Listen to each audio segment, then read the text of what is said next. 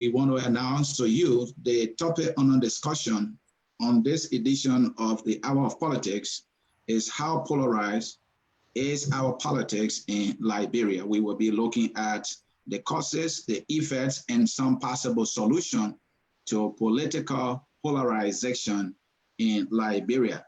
To discuss this very, very important topic, we have invited as our guest for today's show, Mr. Jawiken Wia. Mr. Jawiken Wia, welcome to Focus on Liberia. Thank you very much. All right, Mr. Jawiken, we are right there as our guest to discuss again the topic, how polarized is our Liberian politics. And again, we will be looking at the causes, the effects, and possible solution. As always on this network, our chief political analyst, Mr. Wilmot Kune, is comfortably seated in the city of Brotherly Love, where he joined us. Mr. Kune, welcome to Focus on Liberia. Thank you, Asani. Again. Right, he's back again. You heard him right there to do what he does best yet at this network, Focus on Liberia. Folks in cyberspace joining us, as always, we want to say thank you for always joining us on this network and following our broadcast. Please hit that share button as we go into our conversation.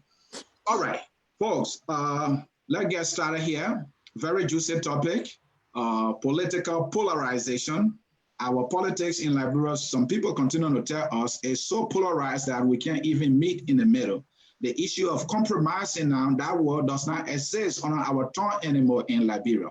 What is going on? Are we actually polarized politically in Liberia? Well, somebody here to answer that question, and his name is Jawiken Wia. Mr. Wia, starting with you, is our politics polarized? Yes, Mr. We are polarized in Liberia. And the reason is very simple. The reason why we are polarized in Liberia, not only our politics, our culture, everything is polarized. And the reason is that Liberia as a whole, we are missing out on the funding purpose of Liberia. It's the key reason. Polarization is not about disagreement about public policy which empower people. It is about having different opinions than your neighbors about certain issues. Polarization occurs when we refuse to live next to our neighbors who has different view. In the context, in the Liberian context, or it started from the establishment of our country. The purpose of Liberia was to serve as a melting pot. It was to right the wrong of slavery when the Emancipation Proclamation was declared or was signed. But unfortunately, polarization started when our people who were called the free slave went back home to Liberia, when they adapted the system of their slave masters rather than embracing the indigenous, rather than allowing people to integrate, combine the both cultures. The problem has been whoever gets in power today in Liberia see that at his or her turn to be the new slave master. As a result, the fight in Liberia is about one turn. Nobody cares about the others once he or she is in power. That is why we are so polarized in Liberia. We haven't figured out the purpose of our country. What is Liberia? The meaning of Liberia, we don't even know. What brings about Liberia? Liberia means freedom, liberty. Moreover, we also missing out on what they call the love of liberty brothers here. Some people think it means whether other people were there first and other people came second. No, it simply means those who love freedom, those who love justice, those who love equality, those who love equal empowerment, those who like equal opportunity is the purpose that brought the people of Liberia together. That's the meaning. Thank you. This is why missing out this thing is why we are so polarized in the country. Thank you. Mr. Jawiken there giving his opening statement. Something we forgot about, we want to correct that. We want you to say a little about yourself in a minute or so. So who is Jawiken Wea? I tried to reverse it. Who is Jawiken Wea? Our people seeing you for the first time want to know who is the gentleman, talking so eloquently on the issues. Okay, Jawiken Wea. My name is Jawiken Wea. I'm currently living in North Dakota as a caseworker for Benson County Social Services. Okay. I was the chief reporter of Liberia. Of the Inquirer newspaper in Liberia. I was a frontline reporter of Liberia. I covered the entire war in Liberia. It is because of my work in Liberia, I was nominated by UNICEF to come to conference in the United States. In the first place, that's how I came to America and I didn't go back. Right now, I am also the executive director of the Emancipation Movement of Liberia, Incorporated. We are a 501c3 organization based in the United States and Liberia. We recently completed a 4-month training, gender equality training for the Liberia National Police that benefited the entire 15 counties. Before then, we were involved with the 2017 presidential and representative elections. Our project was My Vote is Power. We wanted Liberian people to know that to vote for someone is the same as you hiring him or her to work for you. Those who we vote for are our servants. They are not our masters. And we are trying again at this time around to engage the Liberian people. We are currently working with the Election Commission to see how best we can make sure that the 134 administrators displayed in Liberia are fully aware the power of their vote. They are the bosses of the people that they elect. It shouldn't be the other way around. That's who I am. I'm Jawiken Wea. Thank you again, Mr. Jawiken Wea. We are happy and thrilled to have you. Well, let's come to our political analysts. We are polarized, some people say. Is that a true statement? Well, before I comment on that issue, I would like to take this time to welcome my brother to this forum and to also appreciate the contribution that he has made so far. I think he made some very good points. He raised some salient points with regard to the topic under discussion, tying it to the historical foundation of our country and coming forward. But in adding to the views that he expressed, I believe that polarization is one of the unintended consequences of the democratic process. When you have an environment in which people are free to exercise the fundamental rights, then of course you will have some of the discourse that we have in our country.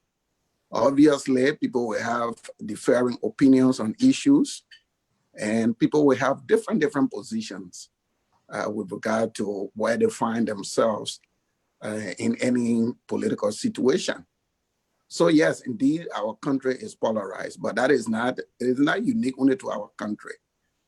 You find it almost in every situation where democratic forces are competing with one another. The two things I want to say about the issue of polarization in our country. There is one positive thing and there is one negative thing. The positive thing is that we are now polarized along ethnic lines, as you find in some societies. The current level of polarization in our country is not ethnically driven. You don't find it, you don't find Liberians cluster in one ethnic camp and being opposed to the other. That perhaps may be the good news regarding polarization. The fallback is that for a society to move forward and for a democracy to benefit from polarization, it has to be ideas driven. It has to be based on visions for the country, contesting visions for the country, competing visions for the country. Unfortunately, in Liberia, the situation we have is not a situation where our polarization is driven by competing visions. The polarization we see in our country, on the surface, it appears political, but I submit to you that the undercurrent of that political polarization we are looking at is economics. It's economics. I mean, it is economically driven. There are people in our country are facing challenging times. And because of those challenging situations, some of them become desperate for solutions. And in that environment, you have the few elites among us who want power coming to effectively exploit the frustration and the agony of our people, promising them manna from heaven. So that is the situation that is going on. And when people are hungry, Mr. Kunin, yeah. Let me put you, and then I will get to Mars Dopo, who has joined us, and she's on the phone. What I want to get to is that Mr. Weir was talking about the history of the whole polarization. And is polarization, what is the origin? You know, how did it start? Is it from political ideology? Is it from philosophy, or from policy, from belief system, or value? Where is this coming from? All of the things you listed, can be the source of polarization. Like I said earlier, polarization could be the outcome of some ethnic rivalry. It could be the outcome of some political philosophy. It could be the outcome of some economic positioning. But this is why I'm saying the current level of polarization we're talking about in our country, in my opinion, why it's saying political, I think it is economically driven. And this is why I'm a little bit hopeful. Because if we can get to the root of the economic issues that face our country, those who are using the conditions and the challenges of our people to split us apart, they will have nowhere to throw their net. Okay. For example, let me just give an example. For example, if we have a robust governing system, a robust economic system where the basic needs of the people are met, where, for example, we provide basic services like electricity, like water, and, people are taking pay on time and basic goods and services are in the market, those who want to polarize us further, we have little ground to stand on. Because mind you, if you follow the recent development in our country, these are the issues that the agents of polarization are using to tear our people apart. Exactly, and we'll get to those things. We'll get to this thing. Mr. Weir, before, we also invited Masa Dopo, who should have been here, but because of our tight schedule, she can only make it on the phone. She joined us on the phone. Mas, welcome to Focus on Liberia. Thanks, Dennis. Thanks for the invitation. I'm so sorry that I just realized today that I had to be moved at 6. So I'm sorry for not showing up on live, but to be there. Yeah, so our topic is that are we polarized? If so, where is that coming from? Any history connected to the whole thing? And it's I don't want to go too much into history, but if you look at politics itself, it Mm-hmm. has to do with polarization, and this is not just in Liberia. I know I've listened to some of your um some of the guests um like some of their conversation, and they were trying to um discuss the fact that yes, Liberia is polarized and just looking at the historical fact behind the polarization now, but polarization also has to do with politics. And okay, it's okay for our society to be polarized because all of us are not going to have the same ideology. We are not going to have the same belief system. We are not going to be in support of the same thing that's happening. Everybody must have an opinion. The only problem I have with polarization in Liberia is the fact that people do the extreme. You know, when you start to go to the extreme, of course, you're trying to create chaos in the country, you're trying to violence as a nation and as a people.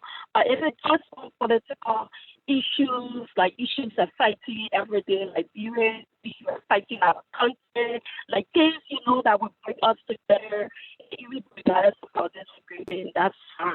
But going to the extreme where you want to wish evil because you think that you are not in power or because you think this person is in power and this person is not doing so much, those kind of things that I would absolutely against. But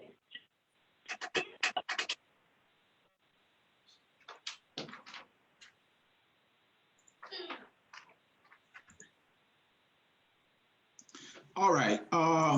Let leave it there. Let's come to Mr. Weir. Yeah, Mr. Weir. My next question is this whole issue of us being polarized. Mr. Kuni was saying it's more about economics, even the history is there to point to. It's more like people belief system, people philosophy, the way they see it best, going contrary to other people. And then so they would rather have it their way or no other way. And now then we have a clash. Uh, how is that different from someone saying, oh, the politics is toxic? Well, here is the difference. Um, the situation in Liberia, as I said earlier, it is the argument is not based on disagreement about different solution. It's not about disagreement about competing ideas, but it's about we have a system that is a patronage system, entitlement. As I said, 110, that it is 110. Uh, like what Mr. Kenneth was saying, we cannot talk about equality, justice, economic empowerment when people who are in power see themselves as semi-gods, see themselves that they are the one that are entitled. There is no way they see themselves to be above the law. So as a result, everybody fights to be in that position because the only way someone can be respected in Liberia is on your is if you have a title. When I was in Liberia recently, I spoke to a few people about how people were using public money to build houses. The justification is that, well, they are not taking the money to carry to the United States. So I also visited a few places where people who are in power, friends, like they hire common people to build their blocks, all this stuff. When the children ask for pay, they cost them. They see that when you eat something, but what am I saying? It's suppression. So as a result, the rest of the people, they want to see extensions of power as the only mean for survival. There is no empowering opportunity created. There is nothing in Liberia to say, Mr. Sia, if I did this, I'm going to get this. Or there is nothing to say, well, this child is brilliant. you need to go at the University of Liberia. The government of Liberia announces $20 million or $20,000 for students to enroll at the university. The only thing that is required of that student is to score the grades. So because of this inequality, there will be a polarization continuously. Yes, there's a polarization somewhere, but in some cases, it's about ideas. It's about who will provide this, but it is not a way in our country, because in Liberia, they tell you, well, 200 years or 200 years ago, this was not done. Well, during my tenure, I will not do it because I talked to a few guys that are in government.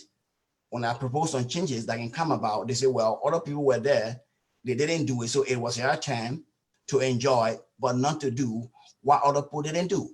So what would be polarized?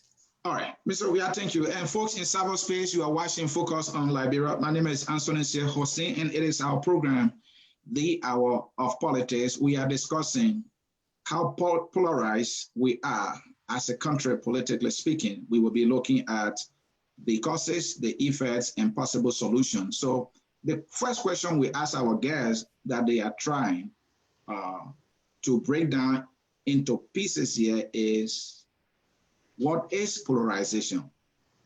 What do people mean when they say we are polarized? And polarization, or being polarized, is just that sense that, or that mentality, that us versus them. Right. Mentality. That is a polarization. When people are divided, when people can't come in the middle, this side sees it differently. Maybe they feel that the way they see it is better than the other side. This side feel that they are smarter, and then they can't come in the middle to find a common ground on what should be for the common good of the country. It is the idea that they are right and the other side is wrong. It's the belief that the other side does not have better intentions. It's the idea that the other side options are dangerous and will cause more harm for the country. So, Mr. Kunin, before I leave you, Mr. Wia, let me ask this. So, when people say we are polarized, how does the ordinary man understand it? Do they have a sense of what we mean when we say our politics is polarized? Yeah. Earlier, I gave some of the underlying reasons that may lead to polarization in our country. Mm-hmm. But the much more important political reason why we are at that level is the fact that every organization, or let's say most organizations that we all belong to, it can be the church, it can be our school organization, it can be our social organization, it can be the county organization, whatever organization we belong to. There is some general expectation as to where the leadership of that organization should emerge. As we exercise our membership in these organizations, we build the expectation that the leadership of this organization should reasonably come from this sector. And if for any reason the leadership of our organization comes outside of our expectation, there is something that is called institutional revolt. Those that are part of the institution and whose prism the leadership does not come, they always create the situation to fight back. And again, this is not unique to Liberia. We can come to the United States and find so many examples. Prior to the ascendancy of Bill Clinton as president of the United States, many people don't know that the United States Congress was controlled by Democrats. For almost 40 years, the Congress of the United States was controlled by Democrats. And in between that time, there were Republican presidents and Democratic presidents. But the mantra of leadership of that time was compromise. Why? Because those who were in the helm of power, they felt that they're from the same class. They are members of the same class, socialization, economic background, economic upbringing, academic peers. So there was some harmony with regard to the functioning of the United States government. The polarization in American politics started immediately when Bill Clinton became president of the United States. There was a guy who was perceived as an outsider from that aristocratic society that was now controlling American politics. Fast forward, we had the era of Barack Obama. I mean, this guy is supposed to be, he's supposed to lead us to the post-racial America by his appeal, by his election. But again, the establishment is struck back because there was this belief that he's not one of us. So what happened during Obama's presidency? You had a highly polarized United States government. You had a Tea Party. You had different groups picking on every little thing that Obama was doing, whether it is healthcare, whether it is budget, fighting budget deficit, all of these things. So carry back to our country. And I mean, we have to face the fact. The George Weah presidency passed outside of the traditional process in our country. The George Weah leadership is a leadership that is outside of our expectation. This is not what Liberians, this is not many in the ruling class believe where leadership should come from. So obviously what you see in Liberia is the elite. I come here all the time and talk about the elite. The polarization is the elite fighting back. The elite are fighting back their lost privileges. The elite, they want back their political power. The elite, they want back their social status. So Kuni, you're using the word elite. Let me hold you there. You're using the word elite. I'll come to you, Mr. Weah, quickly. Who are the elites in Liberia? The elitism you're talking about, what, is it somewhere in Liberia? The intelligentsia, the intelligentsia. So the intelligentsia now becomes the elite. The intelligentsia elite that we always thought our leadership should come from are fighting by George Weah is not part of that intelligentsia.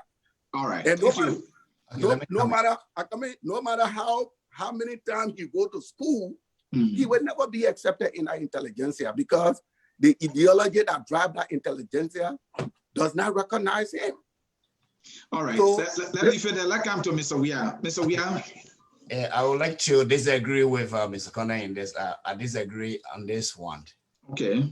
Let me say something. Let me start from Liberia during the Civil War. When Taylor was elected president, all the warring factions, they accepted to work with Taylor. Apparently, Taylor and his group went and arrested Samuel Doki, his wife, his children, driver, at Banga checkpoint, burned them to life with tires. Immediately after that, the rest of the other guys who were working for the Kruma, all the people they felt Taylor would treat the same way. So they went back in the bush. Now, but what I'm pointing here is that Liberians always blaming other people. We do not want to accept responsibility. The government system in Liberia is completely wrong. It's a patronage system where once in power controls the entire resources, no check and balances. I did a research recently. The maritime of Liberia, brings in more money, you'll never hear about what comes from maritime. We have a government where the president decides who get this and who get that. We know it is not right. That's what I'm talking about, a patronage system. The problem in Liberia, it is not right now, it's not because of Congo or country. Because right now, if you look in the House and Senate, they are all country people. As I said earlier, it is a question of, it is my turn. It is not a question of whether this John Brown. Mr. Weah is the president of Liberia. Mr. Weah has failed to right the wrong for which majority of the citizens elected into power over those who are the so-called politically or educated people. Mr. Weah. Yes. Mr. Weah, let me give you guys something here. You know, polarization, let me emphasize here, is the idea of us versus them as a result of value and belief system and philosophy or idea or policy that certain group of people hold so dearly. Yes. For example, the Democrats. The Democrats believe that climate change is real. They believe it so strongly. For the Republican, many of them disagree. The Democrats believe that Social Security should be a program run by government. There are some Republicans that are saying that it should be privatized. Some Democrats believe that college should be free. Republicans see that as socialism. So, right. Two group of people holding dearly to principles and values, and the other sees the other side's idea as dangerous for the country, and so they are going further apart. So, giving you that, let me add another one. The issue about the Democrats saying let increase the tax rate on the billionaires and the millionaires because they are paying less compared to their secretary. The Republican think that the Democrat idea of raising taxes on rich people or ordinary people, they use the propaganda, to create their own narrative, thereby pulling the American people further apart. That is polarization. So let's come to us in Liberia. What are the issues? What are the policies on both government? Let's use the Weah administration as an example. The opposition versus the ruling government. How the government is doing it differently that the opposition sees so dangerous, for which they can come in the middle. Well, yeah, let Mr. Weah go for it, Mr. Conley. I will say again, right now, Liberia, there is nothing for any child in that country or any girl in the village or in a farm, wherever that child is, to say, I need to do this. If I did this, this will be my reward. But you see, people are polarized. Right now, if you make Jawunke Weah a director, the money that I control, I'll go in the villages as though, even though that money is intended for the villagers, as though I'm doing them in favor. If I go in that village, I'll take the people cow, I'll take their young girls, I'll take their this, I give them this and that, even though I am paid. But people are polarized because there is no opportunity. You are talking about America. The debate in America is about better ideas for better results. But for me, from the time we're established, it's about my time. There is no specific program from the time the country is established, because everything we do to say, look, at the end of this month, at the end of the year, this is the revenue we got from the Freeport. All the government is cutting the taxes, or cutting this because our government officials are making more than the American organization, ministers. So, Mr. Weah, will you then say that polarization in Liberia is more about who's in power? That's exactly, it's my turn. But that's what we were talking about earlier. Yeah, but that's what I'm saying. That's what I say it's about. What I'm saying is that it is not because you talk about elite. Right now, it is not about elite. If you look at the formation, that's what I said for the formation of the country. Anybody who gets in power they feel that it is their time. So all those who are opposition, they are not telling you strictly that when they get the power, they will make specific change. To say, for example, that they will reduce the presidential tenure, they will reduce the tenure, and they will cut down salary to go to a specific project. It is not what they are arguing about, but they are all fighting to get in power, to have the opportunity to serve as seeming gods. So that is why we are more polarized. So you are saying polarization in Liberia is not about policies, it's not about issues, it's not about belief system. It is about who's there and who gets what. Yes. What is us. Yes. It is my term. It is my term. That's what it's about in Liberia. And then the fight is that no, while it may be your term, because you are there, you're not the rightful person, I'm the rightful person. Is that why it is? Yes. I mean, because the thing is that it is I don't know whether it is because some people can bring about Congo was a country, because as far as I'm concerned, it is not an issue. All right, it's not an issue. Let leave it there. Yes. Let leave it there for now. Mr. Koenig. Yeah. Yeah, you wanted to come in. Let's go. Yeah, the brother keep dragging Congo versus country. No one has made mention of country versus Congo. The intelligentsia in our country is composed of people from all ethnicity that arrogate to themselves. They believe that the right to lead Liberia should pass through them. It's not an ethnic thing. So nobody is when we talk about the intelligentsia elite, nobody is talking ethnicity. The intelligentsia elite embraces elements of all Liberians who feels that because of their education, because of their sophistication, because of their socialization, they are the appropriate people to rule Liberia.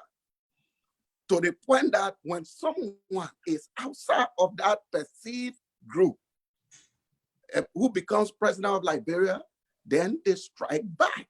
And the brother is confirming what I'm saying. All of the issues the brother talking about patronage just didn't appear in George Weah administration. We've been having patronage. But what we've done over the years, we've socialized those behaviors. There was a time in our country where the entire legislature was selected at the Masonic Temple. Which is wrong. The entire legislature was literally selected at the Masonic Temple. But, we acquiesced to that because these were the people that's supposed to we believe they're supposed to rule. The issue of corruption, we socialize it based on what class, what elite class is in power. No one is saying that to justify what is currently going on or whatever wrong that may be going on. But sometimes you are led to wonder of all of these advocates, where were they when 62 concession agreements were fraudulently imposed on the Liberian people? I want to believe people were very mute in talking because of that mindset. We believe that those who were putting these concessions agreement together, they were the people that are supposed to put it together. So many people surrender. Hold on, guys. Many people surrender that critical inquiry as to what kind of concession agreements are we signing. Today, people will point to the construction of homes. But how many people are pointing to the fact that the executive mansion was used for the past 12 years to defraud the Liberian people of $10 million under the guise of repairing it? How many people are outraged about that? How many people are outraged by the fact that under the watch of the elite, iconic structures like Ducal International Palace, the Hotel Africa, all went into waste? How many people are outraged by that? So what I'm saying is, when the elite are in power, we rationalize. If it is not an elite, we create all of these movements to make noise. That's the point I'm making. All right, thank you. Thank you again, folks. In cyberspace, you are watching Focus on Liberia, and we are discussing how polarized is our politics, and we're trying to identify the causes, the effects, and we will also talk about possible solution. I have with me Mr. Jawiken Weah, the name Jawiken In my native tongue, it means the man who stepped on the words, meaning that somebody who is powerful when it comes to speaking, or who fears, somebody who fearlessly speaks the truth. That's what it means in my language. And the political analyst of Focus on Liberia is here, Mr. Webman Cooling. Gentlemen, we have been able to somehow identify what is political polarization, or what do we mean when we say we are polarized. We compare that with the US. In the US, people are polarized, meaning it's like us versus them on so many issues, policy issue, values, belief systems, and we're able to list some of them. Republicans are saying, hey, they want their gun. Democrats saying, let's do the gun control law. Republicans saying, no, they want to take your gun away. So they are further divided and painting each other as being bad. We talk about what in the case of Liberia. To a point. But even in America, the point I'm trying to make, even in America, in as much as their polarization is mostly based on issues, some of their polarization is tribal. Many of the opposition to Barack Obama was because he was Black. He was not us. That was many of the opposition. Some of the opposition to Donald Trump is not on policy.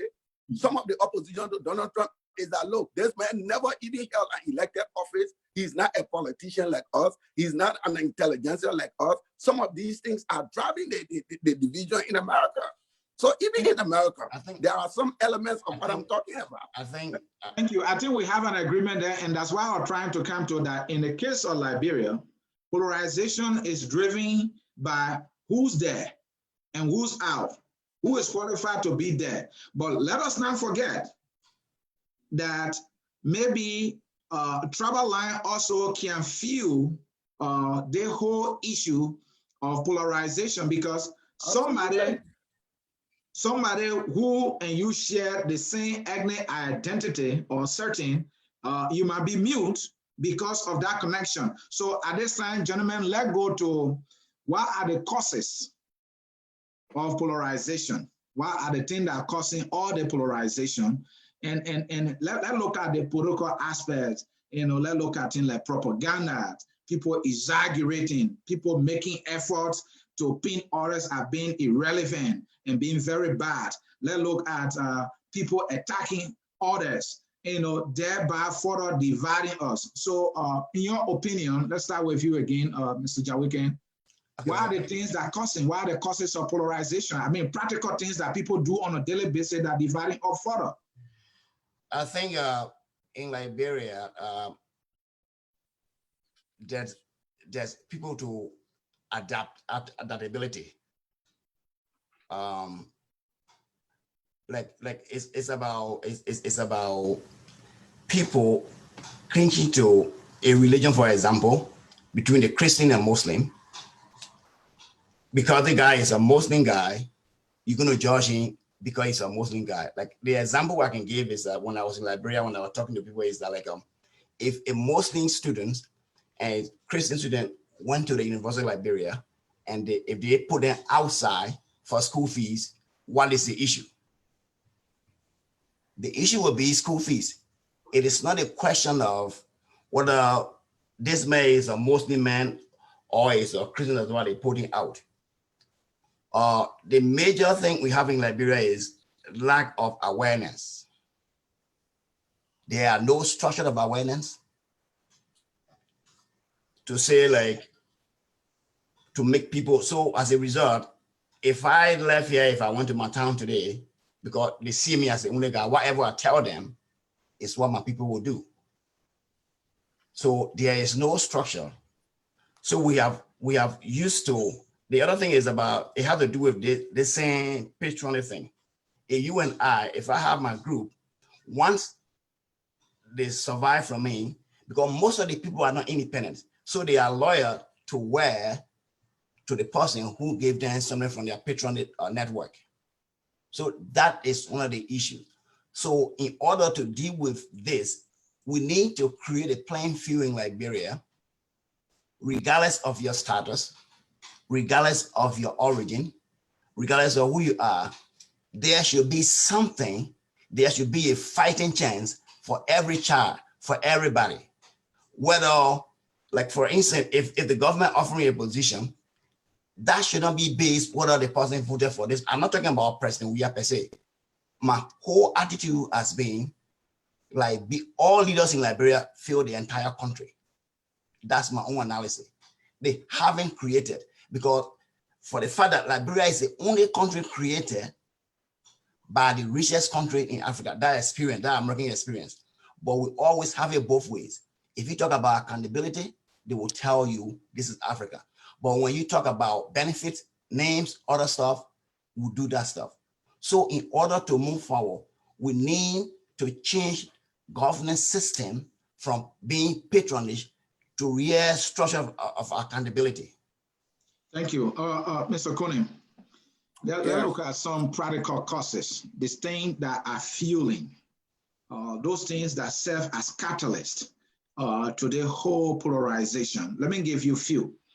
Promoting your party ideology and policy as the best and the only best, and any other ideology or policy that another person holds, and you don't want to consider that. You don't even want to pay attention to it. Let's look at negative propaganda.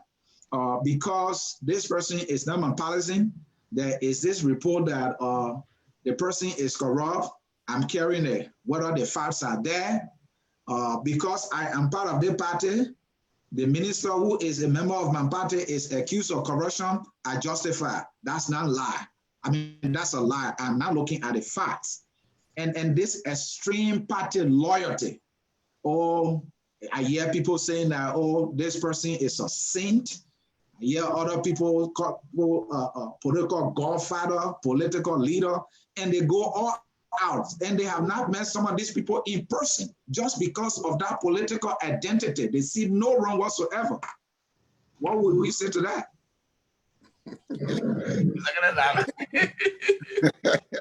Titles.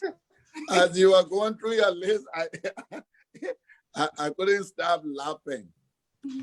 Look, Mr. Moderator, I think we've clearly established that the kind of polarization we have in our country is not ideologically driven. If we say not ideologically driven, it's not a kind of ideology that will better the country. It's not a competition of ideas. You know, like even here in America, yes, they are polarized, but like we all agree they polarize on issues. Right. If healthcare provided this way, if healthcare provided the other way, in the end, Americans will rally to the better idea and they will adopt that course of action. That's again, correct. that is not what is driving our polarization. Our polarization is driven by the fact that certain group of people believe that they have the right to rule. And as Brother Weah tried to show, even the historical precedent, you know, our founding fathers, it was that mindset based on their education, based on their experience, based on their socialization. They believe that they had the right to rule, and other Liberians don't have that right. And we endured that for years, for almost a century. And after that system was dislodged, what replaced it now was a new group of intelligentsia, elite. This time now it's not ethnic bound, but a new group of intelligentsia that felt, okay, you know what? Because of how educated we are, because of how socialized we are, we the one that have the right to rule. Anybody coming outside of us is not worth, you know, to be considered a leader. So who is the person who is not educated now that you are referring to? This is part of the thing that is driving that increased level of polarization in the country. So you put that aside. You see, what is the cause of the polarization? I'm telling you, this is the cause. But at the same time, the government too of the day also has a responsibility to live up to its obligations, because if you don't do that, these other issues that you fail to address, the agents of polarization will use these issues to inflame the tension in the country. And then there can be no justification for that. There can be no justification for people not taking pay on time. There can be no justification for us not being in a position as a nation, you know, of not providing electricity, broadband, water. These are the things, these are basic needs. I believe in any country, there must be a baseline of services that we provide to our people. A baseline, no matter where you are, no matter who you are. And I'm even talking about Monrovia. We have to adapt this. If you do that, yeah, the polarization will be there, but it will be minimized. But it will always be, polarization will always be part. The thing where you're talking about people singing to their political leader, they will continue to do it. But what I'm saying is we have to find a way to bring that under control. And the way you bring that under control, which I believe the current government, despite the challenges they are doing, is to try to solve the day-to-day needs of the people. Because if you're solving the needs of the people, there will be less chances of those people listening to the noise that is in the polarization market. Mr. Kunin, I want to say what I'm reading from you're trying to minimize. And just quickly, all of the things you talk about, the propaganda, those things are not the cause of polarization. It is the method. Those are the methods that people are using to promote it. They're not the cause. The cause is what I just told you. And the solution is the government of the day addressing the issues that are facing the citizens. In that way, you minimize the space for that kind of polarization. Okay, let me say one thing. Yes, Mr. Yeah. Here's the problem. We have all the changes, but we haven't changed the structure. The governance structure is our problem. The key problem is the governance structure. We put new people, but they are refusing to change the structure because it is they believe that it is their time to as I said, it's about time. Because the same governance structure is the same. We just change the people. So unless we change the way we govern, we will still have the problem, even if we put Jesus Christ in power. That's my point. We have not changed our governance system. We have a government that those in power are immune. Those in power, they decide day to day, the president alone exclusively decide what goes to John Brown, which ministry get this. The president alone has the power to decide which project to be undertaken. All of that, that is the patronage system that it is not good for a democratic society. Unless we change that, we will still have problem. So yeah. Yes. In America, hold on, Mr. Coney, hold on. Mr. Yeah, in America, there are systems. Still, America is divided. And we all agree America is more divided on issue and also maybe because of their political policies, their ideology, their belief system, these are the things that are dividing them. So you're talking about because we don't have XYZ in Liberia. What makes you think that that will solve the problem when countries like America that have these things, they are still polarized? Okay, yes. Here is it. Why is that America is not perfect? Trust me, in African country, they will not even try to impeach the president. In Liberia, a magistrate judge cannot say, President Ellen Sirleaf, President, we have passed a law that is illegal. That magistrate judge will be fired right away. But what am I saying? Our structure is the problem. We build our structure around a single leader. We see that single leader as the seeming God. That's what I'm saying. Unless we change that, we need to empower our people to have say in decision making. The president, not we are, but the president should not be the only decider of what we do. The president should not say, this money go to education ministry, this money go to the place. Yes, but the people should have say. Why I say that, like for example, in Liberia, to get passport as big as that, you must come to Monrovia. Even if any company goes to sign it right now, those in sign will have no say. Only the final minister and few people in Monrovia. That has been the system. Despite the fact we change leaders, they haven't changed it. The people have not had voice to say, this is the investment we are making. This is the amount. But for these people that are constituent of the land, all the logs, this is what we have not changed that. So yeah, do you think polarization in Liberia is increasing or declining? It's increasing. And why is that? Because it's increasing because everybody see that the only way they will be seen or respected is to get to power. So the fight is about power. All right, Mr. Kune, from Your expose, yeah, I learned that this is not a new phenomenon. It started way back, just as the case with other countries. And so my question is, what is fueling all this? I know you told me the economic side of it, and these things I listed earlier, you said, oh, these are just the factors. So are the factors more of the problem, in making it to be a widespread, or the causes? Well, no, I mean, the cause of the problem is the cause of the problem. But let me go back to a very important point that Mr. Weah made about changing the system. And that has been our mantra. We have said repeatedly on this platform that our country has a predatory political system. That's correct. A very predatory, crude, predatory political system that is based in Monrovia. You have the Monrovia intelligentsia elite. They are based in Monrovia. These people tell us that everything about our country is Monrovia. Once Monrovia is okay, Liberia is okay. They do not want to disperse power. They do not want to decentralize power. They do not want to divide resources between the regions and the national government. They want to remain in Monrovia. The power of the Republic of Liberia is in Monrovia.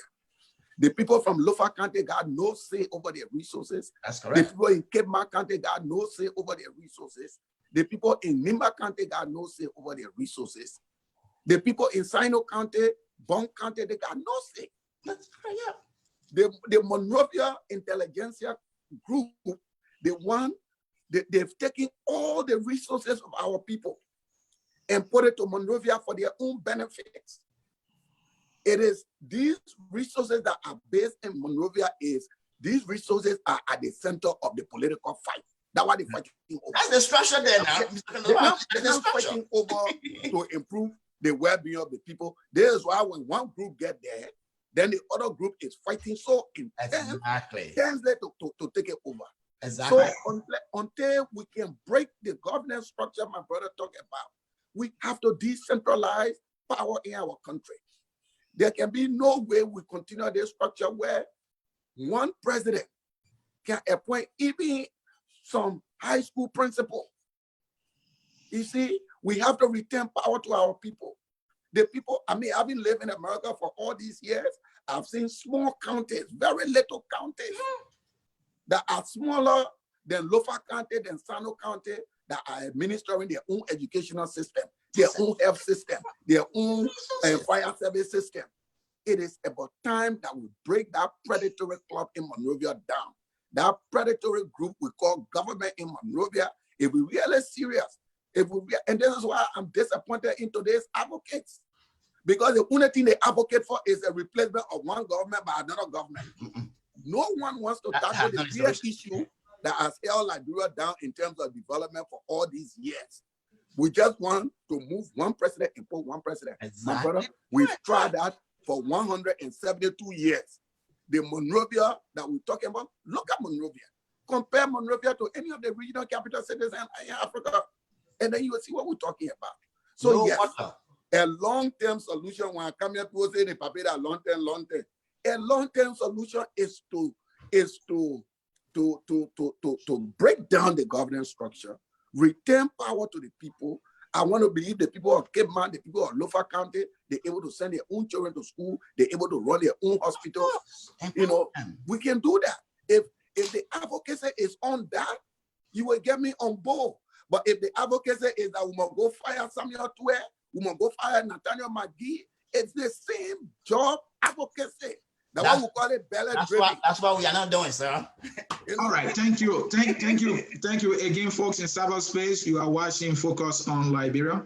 And this is the Hour of Politics with me, Anthony C.A. We are discussing the polarized Liberian politics. We're looking at causes, we're looking at effects, and we will also talk about solution. We are talking solution, by the way, Mr. Cooling and our guest, Mr. Jawiken, we are agree change the system.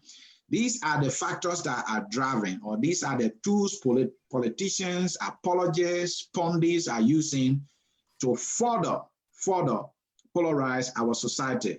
They promote their party ideology, they promote their party policies as the best, and anything else completely tried.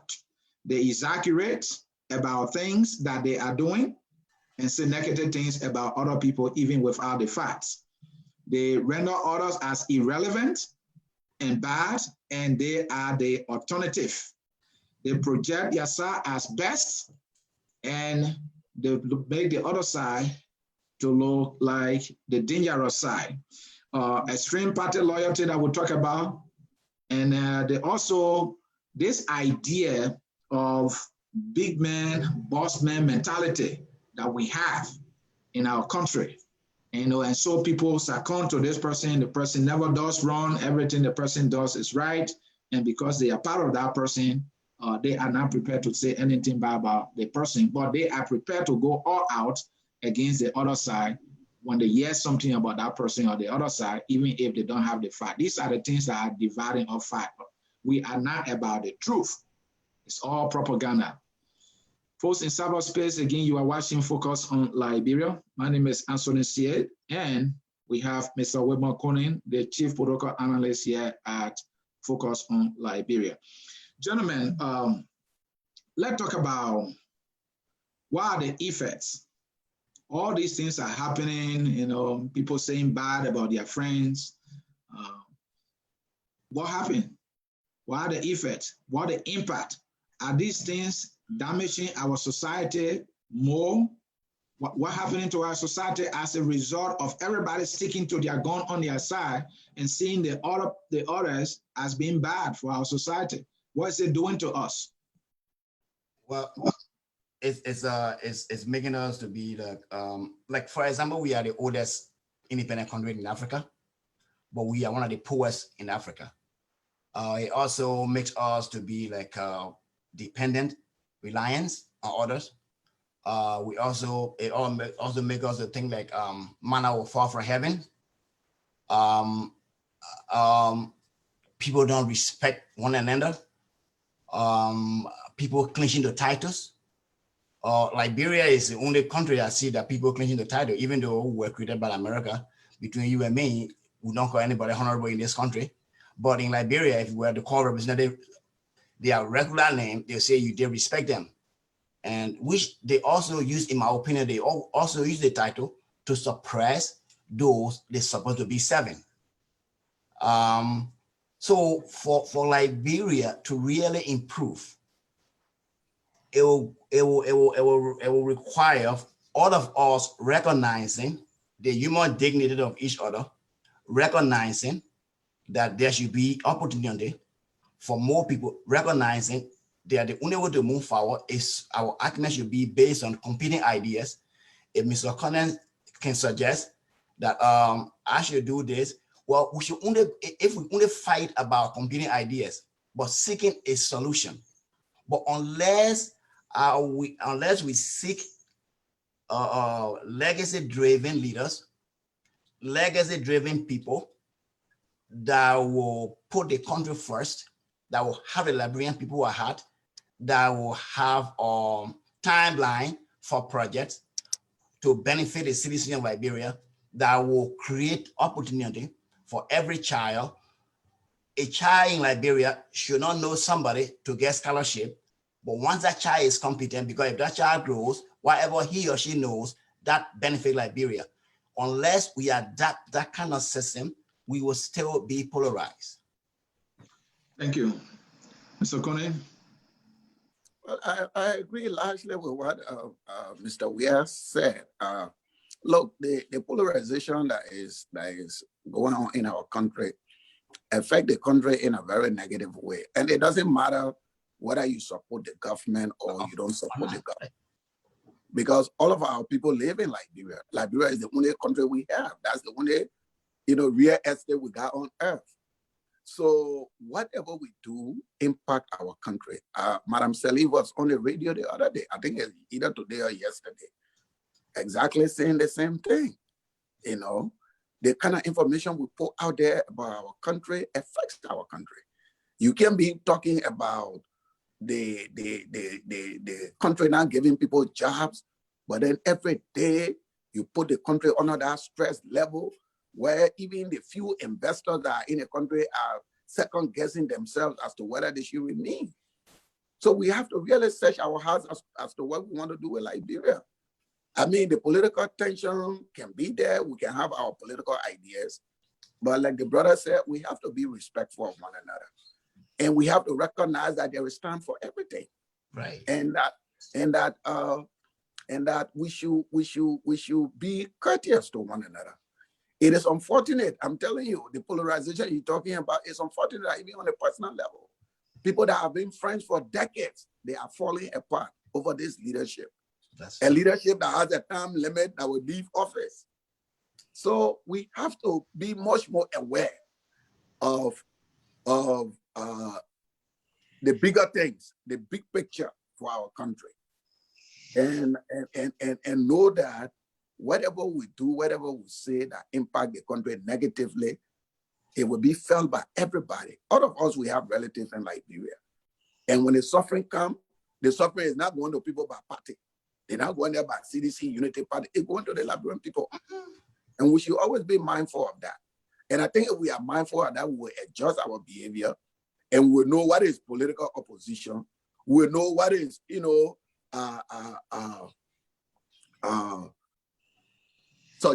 making suggestions to improve the country, and then we decrease some of these activities that lead to the kind of negative coverage. Some people say, "Oh, the negative coverage will affect government." No, it doesn't affect the government alone.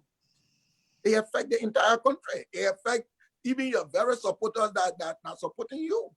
Negative coverage about Liberia do not affect the government alone. Let people know that it affects everybody in the country. I think a little sense of awareness on that point, maybe we adjust our behavior and we will refocus.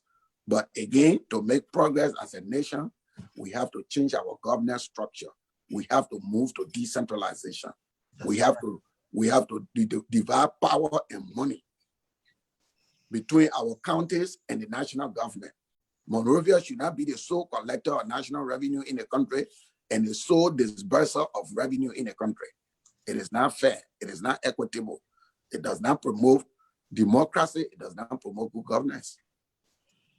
Let's look at the issue of accountability. Are we polarized when it comes to the issue of accountability? Is say accountability issue more like us versus them, or all Liberians agree, or are we divided that, oh, saying it's that man and maybe we're from the same party, it's okay, the person should not be persecuted?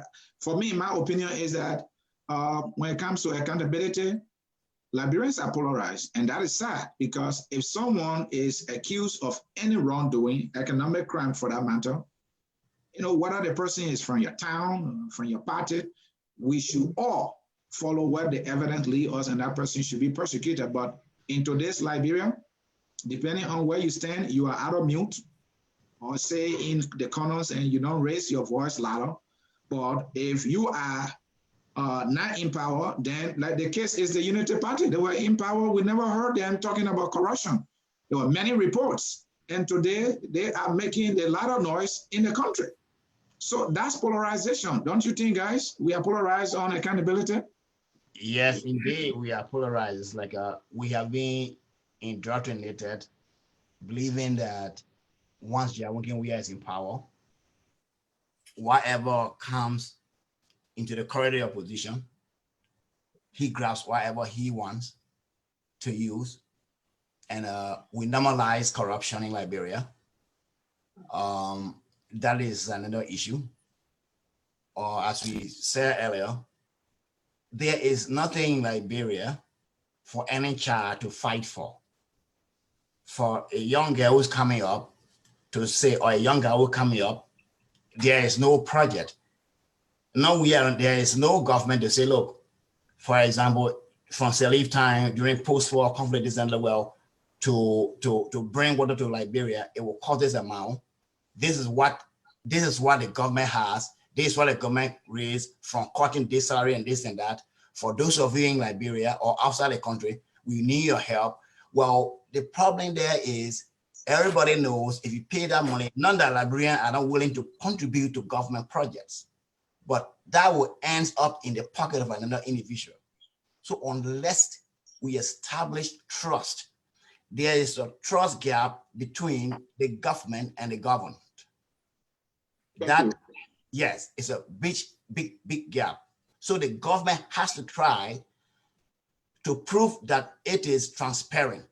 It can start with a little project, even it can be a library at the university or public library somewhere, where the government are now setting amount of money and it goes ahead and construct that particular public library, and people see that this money the government took from maritime, for example, is used for the internet purpose. So the next time they talk about stuff, you must say we are many Liberians here in the United States. If we can even contribute a $20 toward a project with our NGO, we can do something great for our country. That's what I think.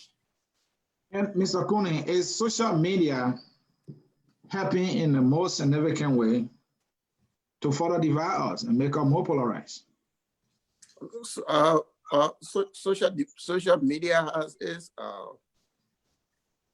its positives and its negative.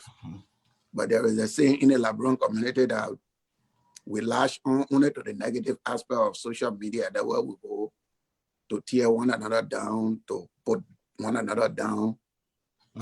Others use it as organizing platform for some other productive ventures, either among themselves or for their country. But so that's the reality of the usage of social media among us Liberians. But the issue of accountability, I see it differently when it comes to polarization. It is not polarization that is impacting accountability. It's another thing, which is pretty much consistent with our behavior as Liberians and largely as Africans. We tend to celebrate our own role. When there is a role, when there is a role who is very close to us, we celebrate that role. We honor that role. That role is a guest speaker, is our guest speaker. He is our chief lifter. He is the father of the year. That's our role. Give me some examples and some names. No. In the church as well, yes. So we celebrate our own role. And then when the role is far off, we condemn the role. That is an attitude that reflect the behavior of most Liberians, of most Africans. This famous Kenya anti-corruption, how they call it, philosopher, P.O. Lumumba talk about it. Right. He spoke about it. When we leave our villages and our towns and we go to the government, and whatever we take from there, our people waiting for us. I mean, but literally, in Monrovia, it's just about our friends. When the corruption involves our friends, we can't talk. We can only see the corruption when it's far from us. When the corruption is close to us, we don't talk. Most people are guilty of that. So that one polarization got nothing to do with that one. That one is our behavior as a people, our behavior as a nation. Just like you said, there are elements in the past United Party government that are very vocal about corruption right now. When during that administration, they were very mute. And you will find the same thing here in the current government. There are people who are very quiet in this government about some of the incidents of corruption that may be going on. Because it is but by the time this government ends, they will become the advocate of corruption in another government. So this is just it's a character defect for the Liberian people. It's a character defect for the Liberian people. Mr. Cooney, I agree. I will argue that it's part of polarization because if from your side you don't want to say anything about it, these are the things that divide. Because if only we could agree on that, look, no matter who you are, how close you are to me, your political association, when you are caught, you should be penalized. Then at least we can be united. But we are further apart depending on where you stand on the issue. Yeah, I agree with you. But what I'm saying, it is not because we are a part that is leading to that. I'm saying it is because of our character defect as a people that is leading to that. And that can be exploited within the polarization process. You see, unlike America here, like you said, in here, sometimes we talk about America, the people say, oh, when we're talking Liberia, don't talk about America. But hey, the United States was not donated to the people by God. That human being make it better. So sometimes we use it as a reference point. You could be working in an office here in America, you do something that you're not supposed to do. The best your friends will tell you, say, oh, I wish you well. But it's not what we do in Liberia. We go all beyond the call to back you up. That is a character defect. And then that character defect is used in polarizing us. But that defect is not the cause of polarization. That's the point I'm trying to make. It's a useful thing that they use to polarize people, that we can't even accept the basic truth. You know, we question the truth. We're not even able to look at the truth. I mean, I don't know the former finance minister, Amara Kone, well, we've shared general platform, but just the man, the RIA debate, the man came in to give some basic truth. That look, this highway, the current government negotiated for it. They did that, let's give them credit for that. And people went to attack the poor man because he spoke the truth. You see? So we're not able to accept the truth. We are very defective when it comes to corruption. We back our friends, we back our relatives, we back people that we prefer. And then when the corruption is outside of those people, we become very loud. You will see it with Unity Party people. You will see it at the end of this government. You will see other people who will play that same role. All right, gentlemen, let's do this. Let me read few comments from our viewers. To those who are watching us on Facebook, sorry, today our phone lines are down. We couldn't get it connected for some reason. Technology let us down there. It's not that we didn't pay our bill. We pay our bill, but for some reason, the system we're using sometimes can have some technicality. So we'll only read some comments, and when we come back, I will push the gentleman for solution. All right, let's come to our comments here. Our sister Mars Dopo, who was invited. Sorry, couldn't continue with you there. Ellen, in her interview in South Africa, said one of the causes of the war was the difference between the elites and the poor, which is repeated by the government now. The government now who are benefiting from the resources. That is Samuel Odewo. Mr. Deneja writes, there are no issues in Liberia that divide the people. It is all about power. That's correct. And Moses Iyimpa writes, but Jawike, Liberia is making substantial contributions and progress in terms of everything.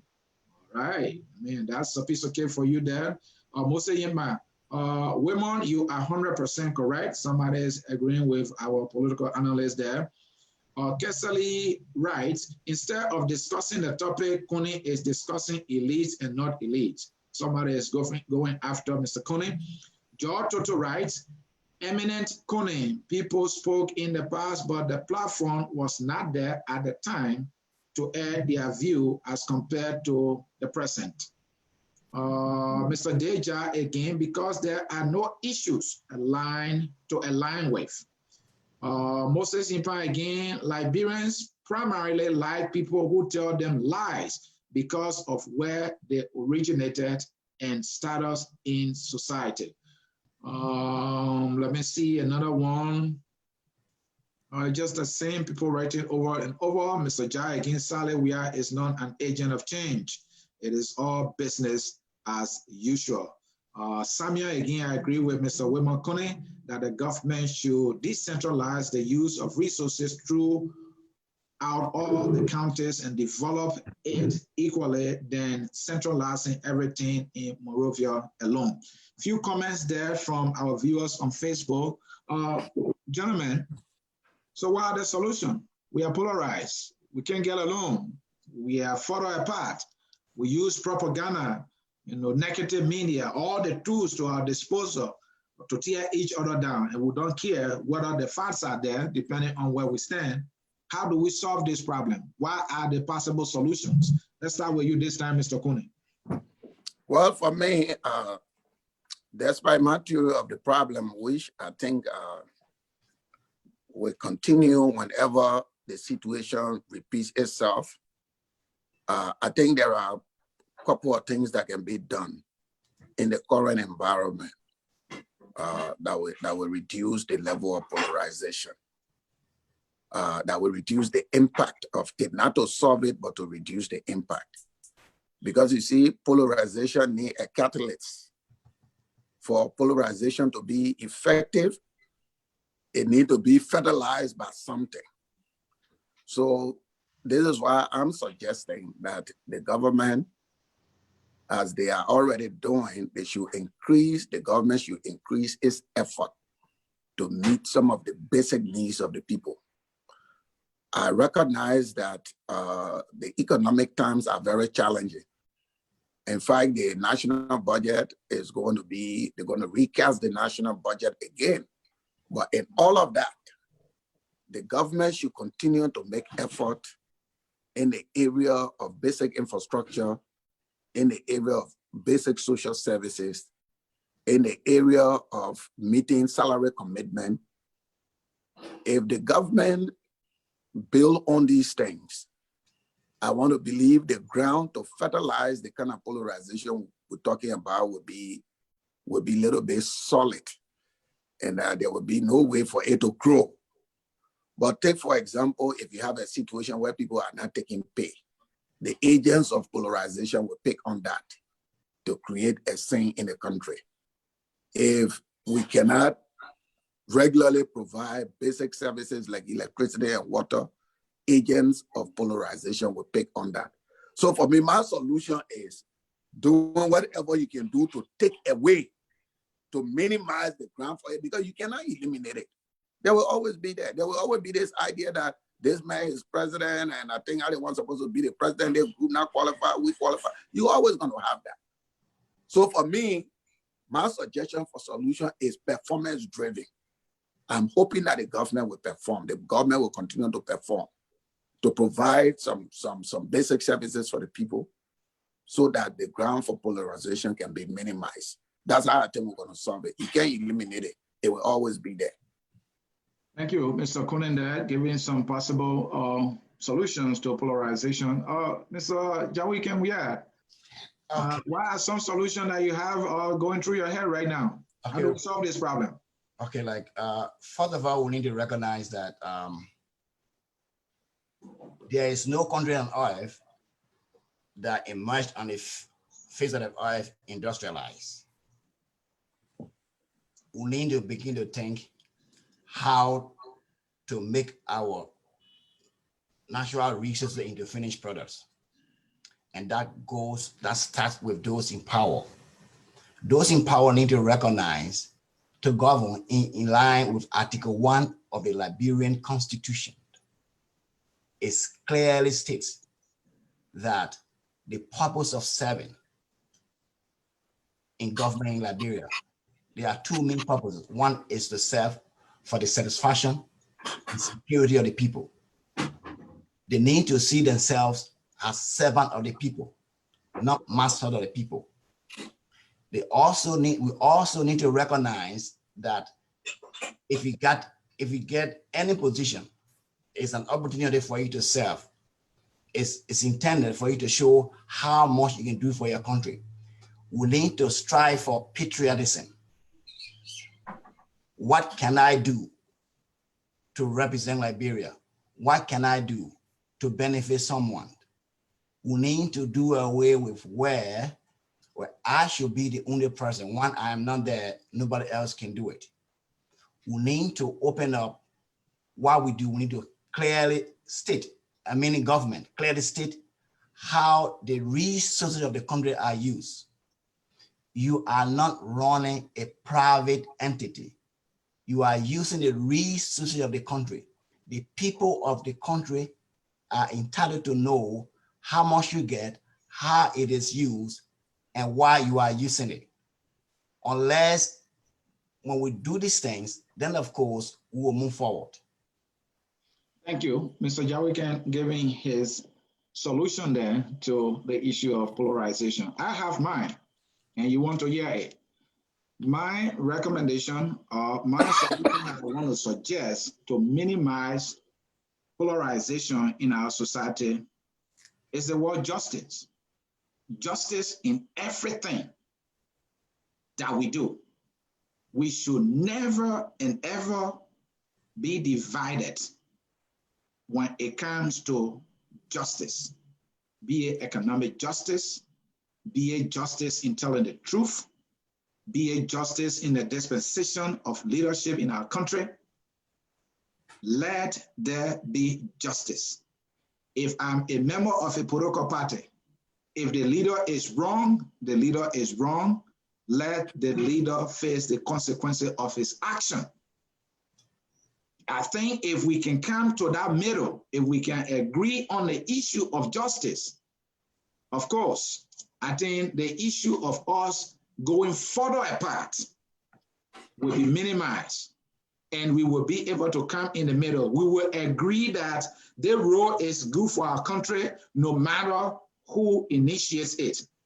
We will agree that this person can serve us well because the person is qualified no matter where that person comes from. Let us exercise justice in everything that we do, especially on the issue of the dispensation of justice in our country. Somebody goes to court, they can't get justice because that person is broke or does not have money, and the one with the bigger pocket can buy justice. It's dividing us further apart. That person leaves with that anger in his heart on the issue of the World Economic Crime Court. There are people who saw their relatives being slaughtered right before them, and the individuals who did that are in government. They are yet to get justice. They are grieving. They will never agree with such person. That is my solution that I want to recommend when it comes to the issue of justice. Gentlemen, quickly, tell me whether I'm wrong or not. Starting with you, Mr. Jawikin. Is my solution sensible at all? Yes, indeed. Rule of law, that's which we are advocating to our organization, rule of law. Like I personally have personal experience with the way people were brutalized in Liberia, with the way people were killed. So unless there is a rule of law, unless there is a justice, aside from dealing with what has passed, we need to really institute justice currently. Like we are as you already said, like you will be somewhere, even go to Monrovia right now, has jammed at that traffic. Every minister going with what? Serene. He doesn't care whether the people run into other cars or not. There is no justice. There is no equality. As a result, when you have a case to go to court, if you are not connected, if you don't have money, you will never go to court. There will be no justice because, again, it's about power. It's about ruling class. So unless there is a justice, rule of law, equality, we can now talk about moving Liberian forward. Mr. Kunin, you want to disagree with me on justice? It's not much of a disagreement. It's the fact that whatever terminologies we all pick up here, most of them are relative. What is justice to you may not be justice to another person. And so we have to be aware of that. Even though people say justice is blind, but even the statement justice is blind is also a relative statement. It's based on who is making the statement and who the justice is affecting. You made mention of the TRC, the issue of war crime court. Again, that goes back to one of my earlier comments I made here about the intelligentsia elite. We all know when the TRC report was made, we all know the recommendations that were contained in the TRC report. We are all aware of the environment our country was in when the TRC made their report. We have over 15,000 United Nations troops in the country that were providing security for us. We had all the international support at its highest. Again, we rationalized the implementation of that report because, we were the intelligentsia elite. That report was left untouched. Now, there are people now that are expressing outrage and are calling for the implementation of that report, despite the change in circumstances, despite the change in situations. Today, whether we like it or not, in terms of security, our country is a fragile place. For the first time since in more than 30 years, this is the first time we are taking on the responsibility of self-security. And we have to balance the need for security and the need for other things. And people every day are drum beating establishment of war crime. They now see it. And for me, in as much as I'm now opposed to the establishment of war crime, I question these kind of outrage. Why they were not expressed then? Why we think they should be expressed now? And we're not only expressing them, we're making it a confrontational issue. We think that even in our advocacy, we should be lawless. We should be gangster minded. We should not obey any instruction, any lawful instruction that is given to us. We have to demand. We have to demand. Well, in a democracy, you don't demand. The Constitution says you petition. A petition is a request. If your petition is not respected, the only recourse you have in a democracy is to vote your leaders out. This idea that we have, that because we have the right to petition, we take it to make demands, and we take it to create obstruction in the free movement of other Liberians, is something that is unacceptable. It's something that is unacceptable. There are people who are on mission to achieve their narrative. And because they think those narratives better them, that those narratives better Liberia. But no, they do not. Like I said, if the image of the country is damaged, the impact is felt by all Liberians. It's not, they don't go around looking for the partisans of each political party to say, okay, they impact here, you opposition, you will not feel it. They want you in the government, are you feeling it? So we always have to be mindful. Everybody wants accountability. The Liberia situation is not unique. We had the same situation in Sierra Leone. The Sierra Leoneans, they voted, they didn't even include those who masterminded their war in the political process. We did. We did. And those people who were key to those things now, they are the loudest because they are not in power now. When they were in power, what did they do? This is the mentality of the intelligentsia elite I'm talking about. When we are in power, we rationalize. When we are not in power, we are the loudest to call for change. Mr. Conan, I'd like to disagree with you on two things. Before you comment, the intelligentsia, when they in power, they rationalize. Whoever is in power rationalizes. That is a fact.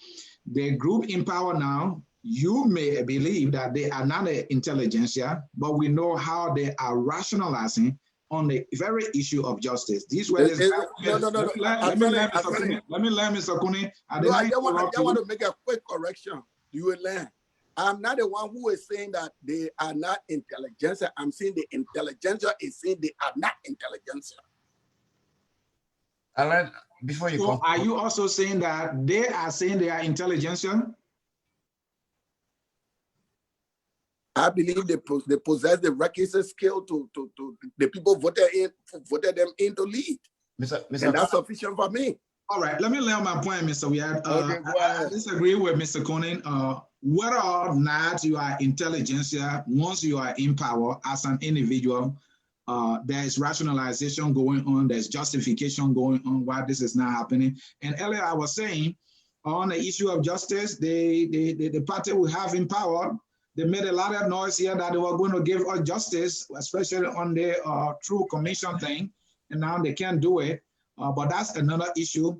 The other point that you make is that in a democracy, people do not demand. People only petition. I disagree strongly. In a democracy, people demand. The last time I checked, when you were with a progressive as a young person then, you guys were demanding. You guys were not petitioning. You guys were demanding. In a democracy, to go and protest, to assemble peacefully, in my opinion, that is a way of demanding that law. This is what we want. You don't I will have to push back again. I will have to push back again. Well, we have to close this show. Let's give Mr. Wiad a chance. Let me push back for just 1 minute. You will close the show. I was part of the progressive movement. At no time did any leader of the progressive movement block the passage of the president of Liberia demanding to see the president on notice. And that is not my point. I'm only saying you demand it. And you but that's the point I'm making now. That's the point I'm making. Here is the point. Here's the point I want to make. Okay. You know, our leaders demand respect, recognition, but they will take the resources that belong to the people. They will take 90% of the resources of the country for themselves, failing to recognize the people. But in return, they want for the people to recognize that. How do we reconcile that? Yeah, the way we reconcile that is to have the people in power who are servant to be servant and recognize that the people are their bosses and do what they were elected to do. In the case of Liberia, many argue that has never been the case. In cyberspace, my name is Anthony C. hosting here the Hour of Politics on this network focus on Liberia. We have had Mr. Jawiken we are as our guest. As always, Wilma Coney, our chief political analyst, always analyzing the issue. It's one of our followers here who told me that Pape, a long-term issue, everyday long-term issue. I can't stand him, but again, I like the way he discusses the issue. That is the man with Makuni. There's no way you can put him. You want to like him, you want to hate him, it's your business. He's always making a point. And I got my 1 point clarification to make. My man, may your clarification. We got to close the program. Every time you got to close the program, but I disagree with you on the issue of demand. I'm not disagree with you. You can make a demand. You can make anything. You can say anything. But the person that you're making the demand to don't have to act according to your demand. You can go and say, I want this. There is no law that says the person will give it to you. But our government working for the people. Yeah, and the government work for the people. So if the government don't do it, in the democracy, the recourse you have is to vote that government out. But for people to say, I will stay to their door, I will block the president entrance until the president see me, it's not exercise of any right. It's lawlessness. All right. I don't want to argue further, but I only want to say the last time I checked, I heard about a war called civil disobedience. Whether that was the case, I don't want to make that argument, but I just want to say there's something called civil. I got enough down. That's right. So I will not give you one more clarification. Gentlemen, we have come to the close of our broadcast. Folks in cyberspace who have been following us, we have been discussing political polarization in Liberia, causes, effects, and possible solution. My guests and my analysts have done well and they did what they came here to do. And we are winding down. We will get to you, Mr. Jawiken, for your closing statement. Okay, thank you for the opportunity. I want for all Liberians to recognize that we are all Liberians, regardless of your background. We need to recognize that our country was established because of slavery, because of treatment of people wrongly. We all need to recognize that we need to respect one another. We also need to recognize that God will not come from heaven to fix what we have. Our country is rich. Regardless of your tribe, regardless of your religion, Liberia belongs to all Liberians. Being in power is an opportunity to serve. It is not an instrument to suppress others or to keep yourself in power or to get all the resources for yourself. Being in power is not your turn to use the people's resources wrongly, but instead it is intended for you to show how best you can serve humanity. Thank you. Mr. Jawiken, there, powerful closing statement. Mr. Conin, your closing statement, sir. Can I put my clarification? No clarification, Mr. Conin. We have to close. Okay. I want to take this time to thank my brother, Mr. Weir, who been very, very much productive on this discussion. The issues in Liberia, we have to always recognize it affect all of us. There is no one that is more Liberian than the other. There will always be consensus, and there will always be dissension of views. The bottom line is we all have to remember that Liberia is the only country we have. We have to be respectful. of each other. We have to be respectful of our citizens, and we have to be respectful of the rule of law, because everything we claim under the rule of law cannot survive in anarchy. So we have to be respectful of the process. And once we are respectful of the rule of law, and once we respect ourselves, most of the things we are advocating will come into place. The people we advocate for should be at the center of our advocacy. It shouldn't be a dash to promote ourselves. Some of the greatest advocates in our time didn't even have movement, but they are still revered, they are still remembered. The late Albert Poet, all of these people, but they were on the issues.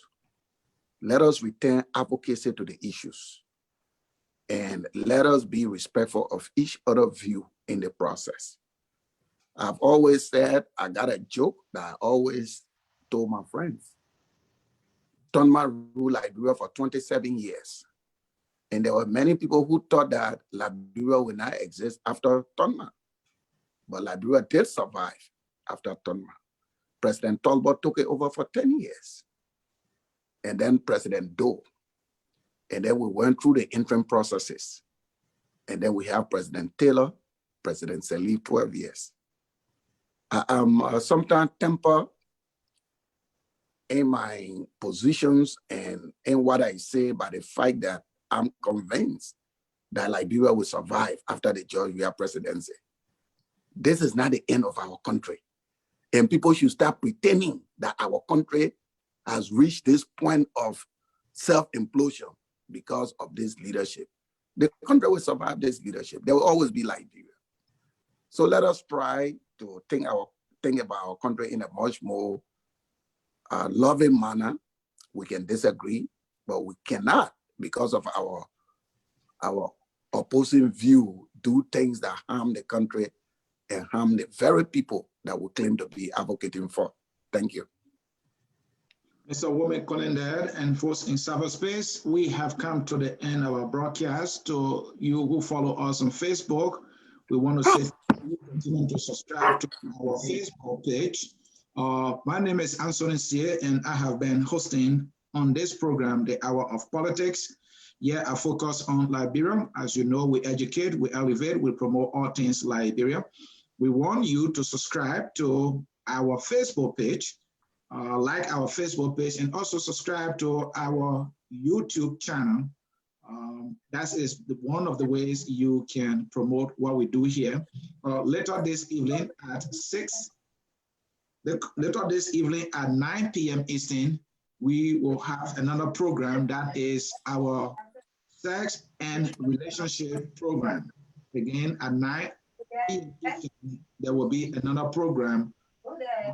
So we will be talking about sex and relationship. It's important for all of us to know why the importance of a relationship. We are talking about the 4 pillars of intimacy in a relationship, and I think tonight will be the 3rd pillar.